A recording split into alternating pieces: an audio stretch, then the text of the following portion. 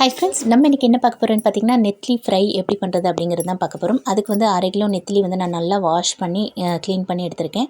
இதுக்கு வந்து கரம் மசாலா 1 ஸ்பூன், மிளகாத்தூள் 2 ஸ்பூன், மல்லித்தூள் 1 ஸ்பூன், சால்ட் ஆட் பண்ணிக்கோங்க.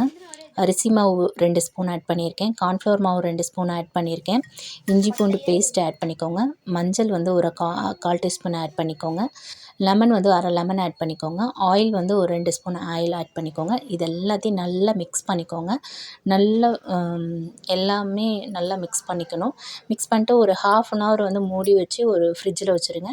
ஃப்ரிட்ஜில் வச்சுட்டு 1/2 அன் ஹவர் எடுத்து வெளில வச்சதுக்கு அப்புறமா ஒரு 10 நிமிஷம் வந்து டீப் ஃப்ரை பண்ணிங்க அப்படின்னா, இந்த மாதிரியும் ஃப்ரை பண்ணிக்கலாம். இல்லை அப்படின்னா எண்ணெய் நிறைய ஊற்றி அதில் நீங்கள் வந்து சில்லி சிக்கன் போட்டு எடுக்கிற மாதிரி அது மாதிரியும் நீங்கள் எடுத்துக்கலாம்.